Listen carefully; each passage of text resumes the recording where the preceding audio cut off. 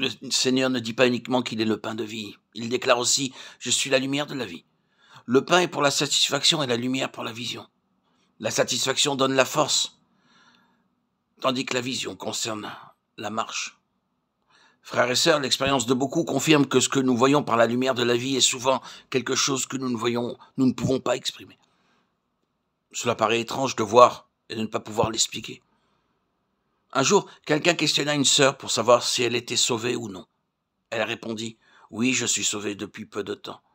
Cependant, je ne sais pas comment l'expliquer, mais je sais que je suis sauvée. Si vous croyez que je suis sauvée, et cela était vrai, je suis sauvée. Et même si vous ne le croyez pas, j'ai en mon fort intérieur cette assurance que je suis cependant sauvée. » Ces paroles sonnaient justes. Elle était sauvée bien qu'elle ne puisse pas l'expliquer. Elle connaissait, mais elle ne pouvait pas l'expliquer.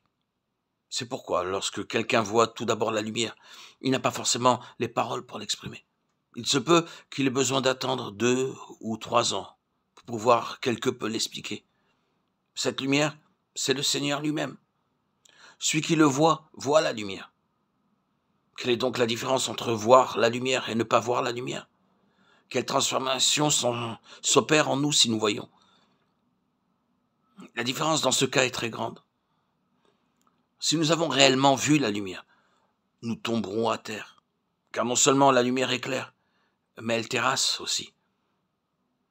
Avant d'avoir été éclairé, il aurait été difficile pour l'apôtre Paul de se jeter à terre.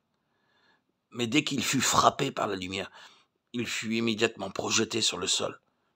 Certaines personnes s'efforcent d'être humbles, leurs paroles sont humbles, et leur comportement aussi est humble. Mais cette sorte d'humilité est épuisante pour eux, et pour ceux qui les voient.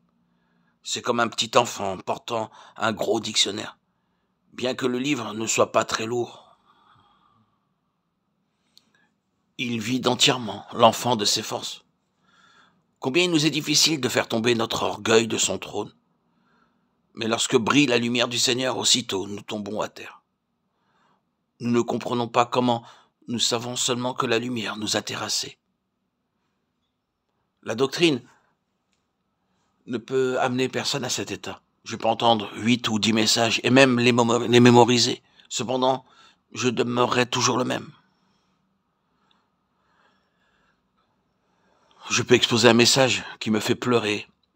Je peux prononcer des paroles, m'efforçant de les observer soigneusement dans le but de corriger la vie naturelle. Hélas, dans ce cas, la doctrine est devenue une chose. La parole aussi est devenue une chose. Toutes ces choses sont mortes, car elles n'ont pas de lumière.